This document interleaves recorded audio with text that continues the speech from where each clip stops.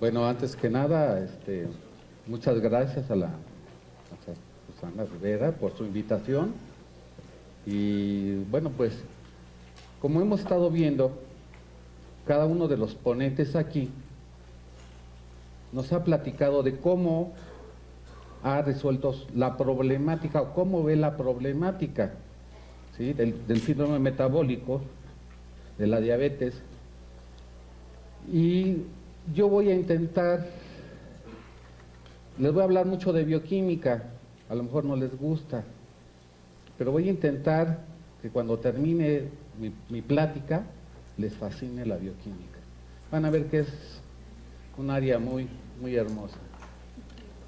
Ok. Un punto que se nos ha olvidado. No jala esto. A ver, ok.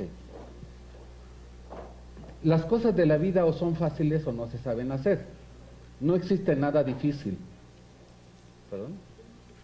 Ok. Y esto lo pueden razonar muy fácilmente, ¿no? Cuando ustedes cogieron por primera vez su bicicleta, fue difícil, pero aprendieron y fue fácil. Ahorita veo todos los teléfonos celulares y al inicio, pues no sabíamos ni cómo hacerle, ¿verdad? Y poco a poco fue fácil aprender a manejar. Bueno, pues esta problemática de la diabetes también es fácil y ustedes lo van a ver.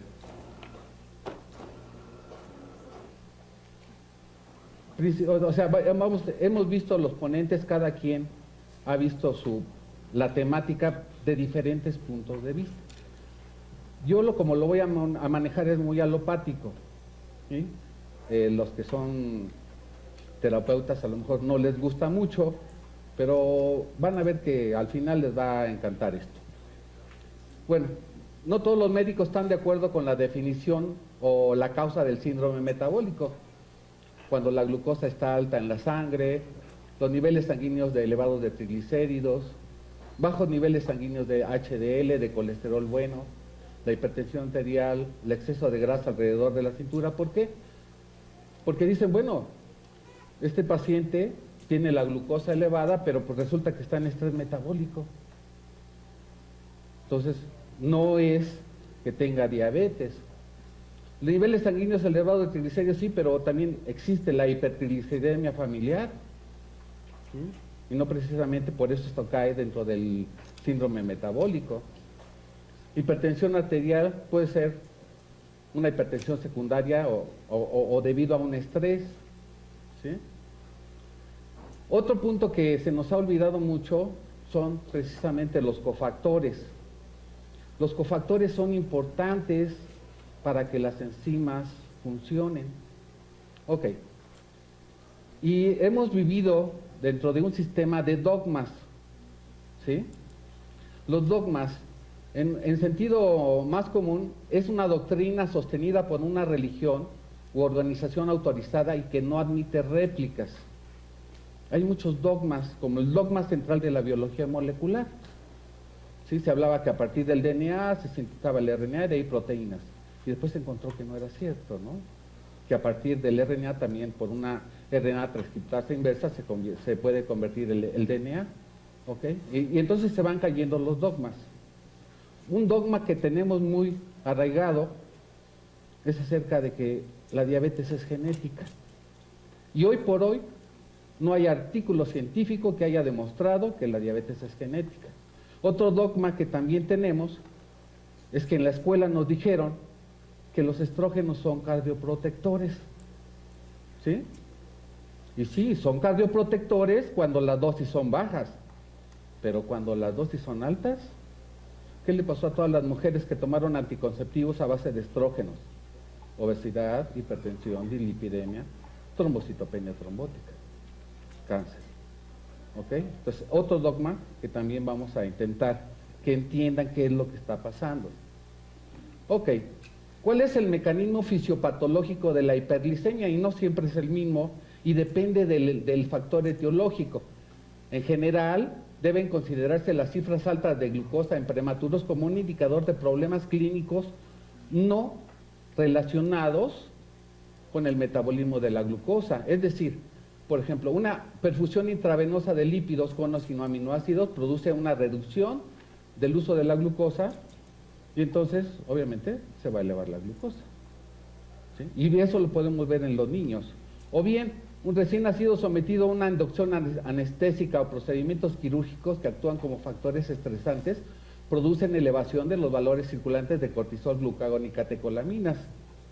O bien, el uso de dexametasona, que es un glucocorticoide, que provoca que aumente la glucosa. Y no porque aumentó la glucosa, el paciente es diabético. ¿Ok? Entonces tenemos que entender qué es lo que está sucediendo con el paciente para decir si es diabético o no. Y las enfermedades sistémicas graves, dice, una vez descartados estos factores conocidos, hay que considerar que la causa de la hiperglicemia puede ser un incremento de la producción de glucosa o una disminución de su uso. Generalmente, los médicos, ¿qué es lo que están utilizando? Bueno, están utilizando inhibidores del alfa-glucosidasa, sulfonilureas, bioguanidinas, tesolidonas. Los inhibidores del alfa-glucosidasa, como alfa-duosa, disminuyen la absorción de carbohidratos desde el tracto digestivo. Las sulfonilureas, aquí nos faltó un poquito para...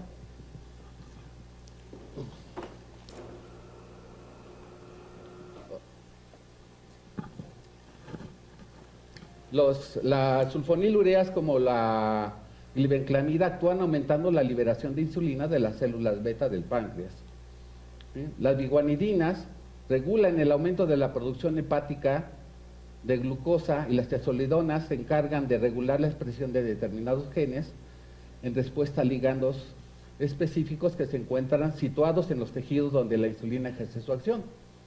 Ok, actualmente existen otro tipo de hipoglucemiantes, como son los inhibidores de la 4-dipeptidilpeptidasa.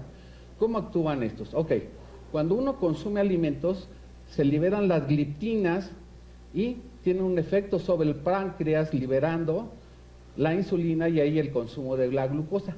Sin embargo, cuando hay procesos infecciosos, y ustedes lo pueden ver, sus pacientes diabéticos que traen un proceso infeccioso, es más difícil manejarlos, no los podemos bajar, no los podemos controlar. Entonces, aquí lo que se da son inhibidores de la 4-dipeptidilpeptidasa, ¿sí? Y cuando inhibimos a la 4-dipeptidilpeptidasa, entonces se liberan las gliptinas y se provoca que haya un aumento de la liberación de insulina. Ok, aquí está, publicado en el 2013. Dice que la CD26 o 4-dipeptidilpeptidasa se expresa en las células T y también a nivel circulante. Vemos ejemplos de las enfermedades sistémicas como una erisipela. Vemos pacientes que llegan al hospital con niveles de glucosa muy elevados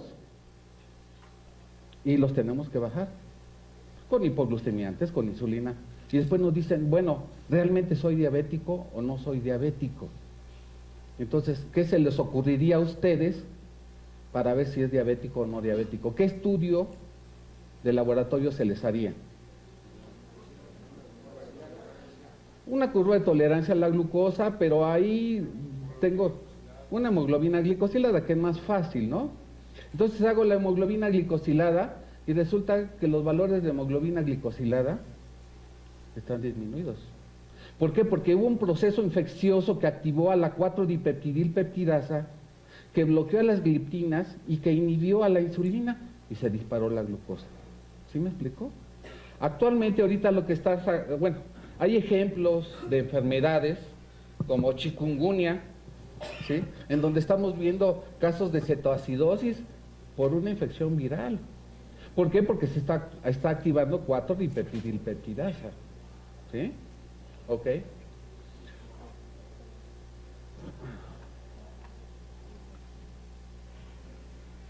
Ya no jaló. A ver la que sigue, por favor.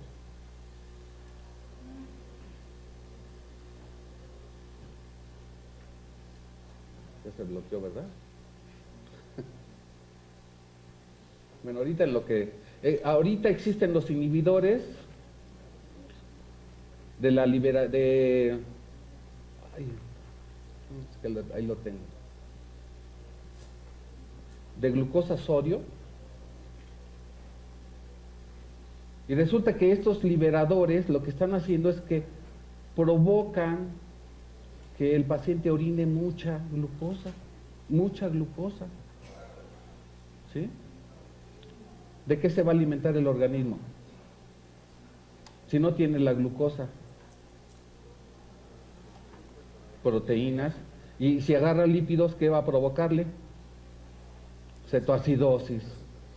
Y entonces, eso es lo que realmente está sucediendo a nivel de industria farmacéutica. Están metiendo productos y los están probando, y después la FDA dice, no, esto no lo pueden seguir haciendo.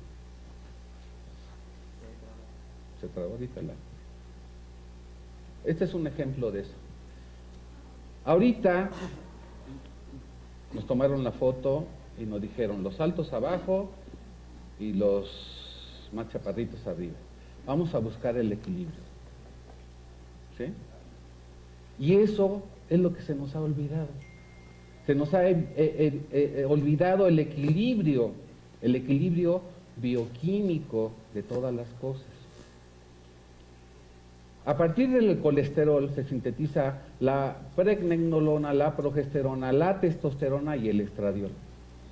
La testosterona, por acción de una aromatasa, se convierte en estrógenos. Pues resulta que nada es malo, ¿sí? Por ejemplo, el colesterol no es malo porque es importante para la síntesis de hormonas, pero cuando el colesterol está elevado, ya lo vemos malo. O cuando está bajo, pues ¿qué tipo de pacientes vemos? Vemos pacientes desnutridos o pacientes geriátricos, ¿sí? La progesterona, vemos que está disminuida y estamos viendo pacientes con epilepsia catamenial, con síndrome disfórico premenstrual, ¿eh? Y cuando está elevada, vemos neuroprotección, porque la progesterona es importante para madurar y diferenciar las células. Así como el endometrio prolifera por acción estrogénica, se diferencia por acción progestacional. Y muchos de los procesos que están sucediendo son procesos de proliferación, ¿ok? ¿No jaló? Bueno. Entonces realmente lo que está sucediendo es eso. Ahorita vamos a ver unos artículos. Bueno, de la Universidad de Houston, ahorita están hablando de que los estrógenos tienen no nada más un efecto positivo o negativo dependiendo de la concentración. Ahora se sabe que cuando los estrógenos están elevados, tienen un efecto sobre el metabolismo energético, ¿ok? Entonces, a ver.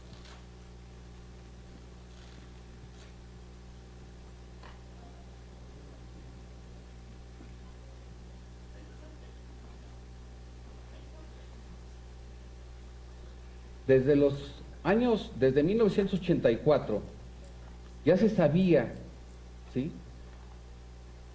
Se hizo un estudio en pacientes diabéticos y pacientes control.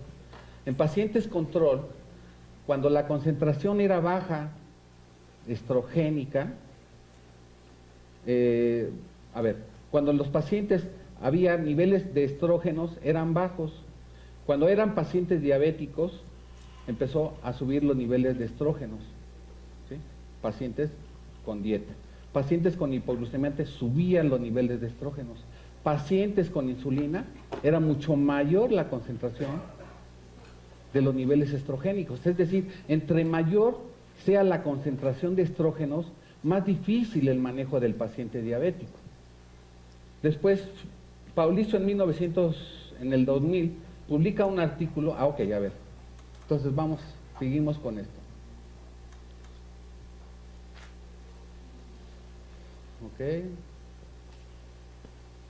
Ok. Les hablaba de este nuevo hipoglucemiante, ¿no? Los inhibidores de la glucosa con sodio, ¿sí? Entonces lo que pasa es que se está saliendo la glucosa por la orina, pero al salirse la glucosa, pues ya no hay una fuente energética, y entonces lo que está sucediendo es que el organismo ocupa o proteínas o grasa, y entonces, pues, ¿qué es lo que está provocando? Pues está provocando una cetoacidosis, ¿sí? ¿Qué es lo que están haciendo después de esto? Bueno, entonces ahora ya están poniendo las citaglipinas con metformina, o sea, a fuerza tienen que poner un hipoglucemiante que permita la apertura de los canales de glucosa y de GLUT4 y se pueda jalar la glucosa hacia la célula. Ok, entonces hay que revisar o hay que ver en forma integral al paciente, no nada más irnos por una idea o un funcionamiento de tal producto, sino tenemos que ver cómo está actuando en su organismo en forma generalizada, ¿sí? Ok. Les hablaba acerca de esta regulación homeostática. La glucosa pues no es mala, lo malo es cuando sube, lo malo es cuando baja, la presión tampoco es mala, lo malo es cuando sube y cuando baja, los estrógenos tampoco son malos. Sin embargo, ¿sí?, como les decía, de la Universidad de Houston ya nos habla que la investigación ha indicado que cuando hay una cantidad excesiva o insuficiente del estradiol, la red metabólica se desequilibra, lo cual puede resultar en enfermedades metabólicas, ¿sí? Han descubierto que esta hormona, el estradiol, tiene acciones tiene acciones mucho más amplias de lo que pensaban, y ya no se considera exclusivamente una hormona sexual femenina, sino una hormona con múltiples acciones a través de varios sistemas o órganos.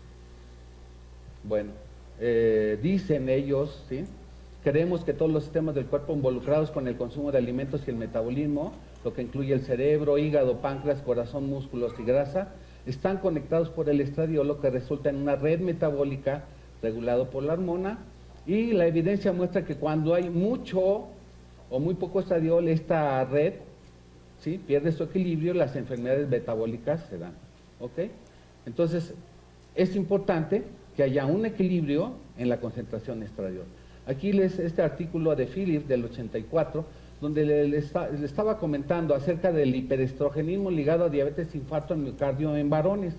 Vemos las dosis, la concentración de estradiol en pacientes, pacientes sanos 31.7, en pacientes con diabetes 39.7, con hipoglucemiante 39.9 y con insulina 51.2. Es decir, entre mayor es la concentración de estradiol, más difícil el manejo del paciente diabético. Entonces ya estamos dando cuenta que los estrógenos están teniendo un problema, o sea, están provocando un problema. En el 2000, Collison publica este artículo donde nos habla que las hormonas sexuales inducen resistencia a la insulina en adipocitos, en una línea de adipocitos, T3L1. ¿Cómo se lleva a cabo el transporte de la glucosa? Bueno, para que la glucosa pueda penetrar, la insulina se une a un receptor, se fosforila IRC1, IRC2, fosfatidil, inositoltresinasa, GLUT4, se trasloca GLUT4 y penetra la glucosa. Ok, ya está la glucosa dentro de la célula. Pero la glucosa debe de sufrir una serie de cambios para que se forme el piruvato, para que después entre al ciclo de Krebs, y después, ya formando las formas reductoras, va a entrar para la formación de ATP, para que el paciente no se sienta desganado, que se le haya acabado la pila. ¿Sí me explicó? Entonces, primero ya entró la glucosa, o debe de entrar la glucosa. Ok. Bueno, en este estudio, Collison demuestra y colaboradores demuestran que el estradiol, este es el vehículo, y el consumo de la 2-desoxideglucosa con la hormona disminuye. La tasa de transporte es alta, pero cuando se mete estrona, estriol y estradiol disminuye. Curiosamente, el adipocito secreta estrona y estriol, ¿sí? Entonces vemos más frecuente el problema de la diabetes en pacientes con obesidad, aunque también hay pacientes delgados con obesidad. Ok, entonces ya se lleva a cabo la señalización y la glucosa penetra, sí, pero cuando se meten las hormonas vemos un Western blot, es decir, la expresión proteica, y observamos que IRC1 disminuye. Aquí está GLUT4, IRC1, vemos IRC1, IRC2, vemos cómo disminuye. Entonces ya no hay señalización, ya no se trasloca GLUT4 y ya no entra la glucosa por acción estrogénica. ¿Ok? Efecto del tratamiento con diferentes dosis de 17 beta estradiol sobre el receptor de la insulina. Entonces estamos viendo, esta es una dosis respuesta, una curva con el vehículo, estradiol 1 por, 10 por y 100 por. Pues es una curva normal, dosis respuesta. Pero ¿qué está pasando con la expresión del receptor de la insulina? Cuando las dosis son bajas, tiene un efecto benéfico, pero cuando las dosis son altas, entonces viene la disminución de la expresión del receptor de la insulina. Esto es a nivel del tejido adiposito, el hígado y el músculo, exactamente las mismas características, ¿sí? Dosis bajas tiene un efecto benéfico, dosis altas tiene un efecto dañino. Entonces, estrógenos tienen que ver con toda esta problemática, estrógenos ambientales y obesidad. Esto es lo que está pasando realmente, ¿no? Las mujeres que tomaban anticonceptivos a base de etilestilbestrol, obesidad, hipertensión, dislipidemia, trombocitopenia trombótica. Ahora toman anticonceptivos a base de levonorgestrel, ¿ok? Que son una progestina. Bueno, esto es parte de una publicación del 1996, donde hablamos acerca de la administración de galanina. La galanina es un péptido que estimula el consumo de alimentos y provoca aumento de la hormona de crecimiento y de prolactina y disminuye los niveles de dopamina a nivel de eminencia media. ¿Sí? Y se sabe que la galanina es un péptido estimulado por estrógenos y que los estrógenos provocan un aumento de del RNA en la síntesis de galanina. O sea, los estrógenos están activando a los genes, ¿sí? Y eso es lo que nos está sucediendo.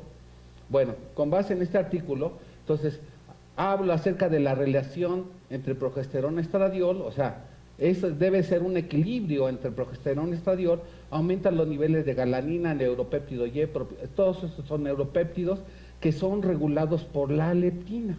La leptina se secreta a nivel de adipocito y regula a nivel hipotalámico a todos estos neuropéptidos que provocan apetito. ¿Ok? Como consecuencia de esto, aumenta la hormona de crecimiento, la prolactina, los glucocorticoides, y esto va a hacer que las hormonas contrarreguladoras hiperglucemiantes suban y la dopamina disminuya. Ok. La leptina, como les mencioné, a nivel hipotalámico, provoca aumento de neuropéptido Y, de galanina. Los estrógenos provocan aumento de galanina. El adipocito por sí mismo secreta estriol y estrona. Ok. Y lo que está sucediendo es que aumentan las hormonas contrarreguladoras hiperglucemiantes y la glucosa no nada más se pega a la hemoglobina. O sea, nosotros hacemos hemoglobina glicosilada. Resulta que se pega a la insulina y se glicosila la insulina, y al pegarse a la insulina pierde su estructura secundaria y su acción biológica. La glicación de la insulina afecta la actividad biológica, y entonces al afectarse la actividad biológica de la insulina, resulta que hay una enzima que se llama lipoproteína lipasa, que es la que se encarga de cortar a los kilomicrones y a los triacilgliceroles o triglicéridos, y como ya no funciona, entonces pues se eleva el colesterol, los triglicéridos. Por eso es que vemos que los pacientes diabéticos generalmente tienen colesterol y triglicéridos elevados. ¿Por qué? Porque pues no está funcionando la insulina y no está funcionando lipoproteína lipasa.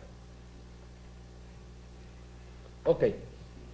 Bueno, ya hay la hiperglicemia, se forman glicoproteínas como la hemoglobina glicosilada, se forman bases de CHIF, cetaminas, productos finales de la glicación avanzada, lo que nos va a dar las complicaciones como son las neuropatías, retinopatías y nefropatías.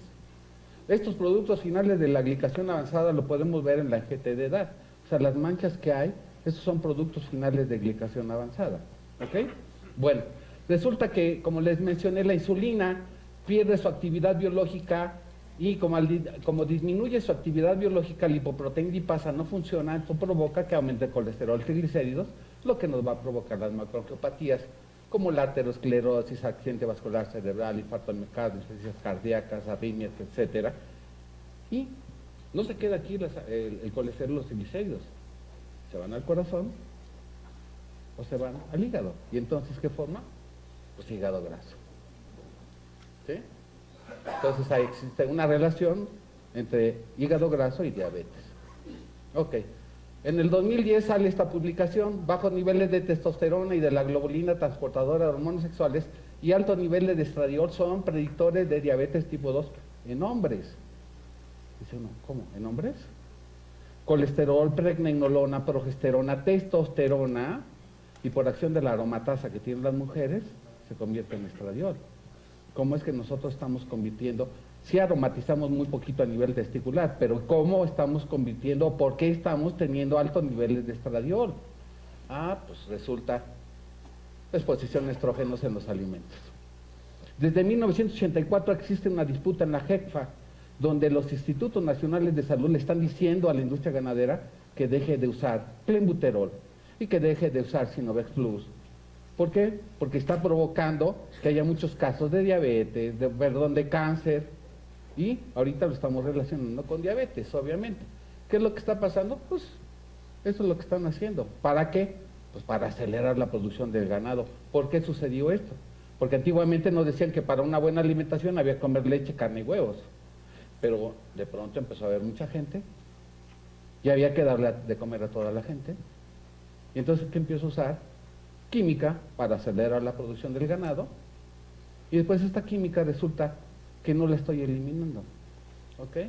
Y entonces, ¿qué es lo que estamos viendo actualmente? Las niñas de los años 70 pues eran niñas, ahorita las niñas de 14 años ya están súper desarrolladas, ¿no? El pecho de un hombre de antes era así y ahorita ya estamos viendo que tienen ginecomastia, ¿no? Y los gorditos, competencia ya les están haciendo a las mujeres.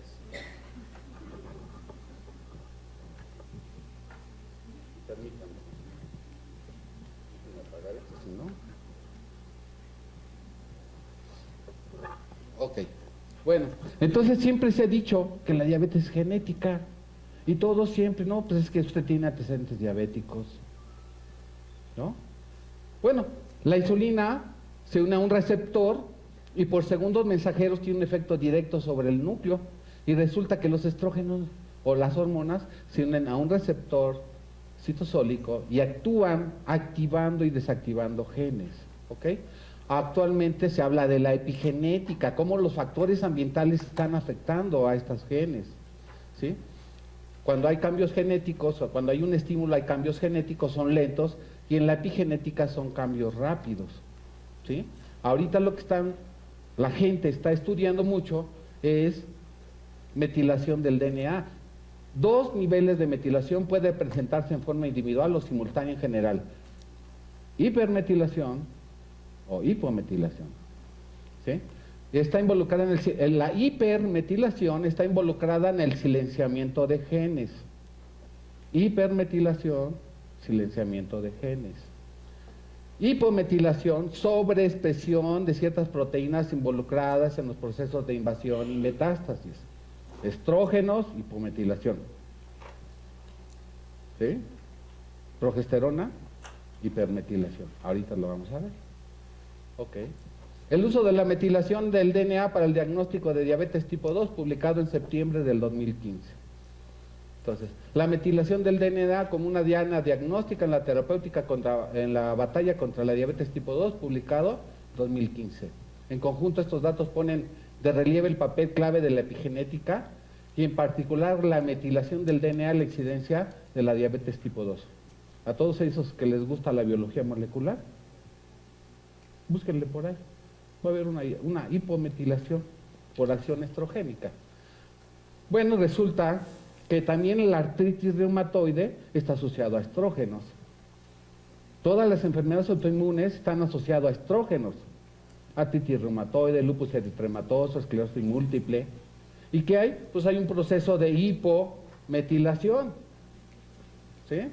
Y más del 50% de las personas con diabetes presentan algún tipo de artritis.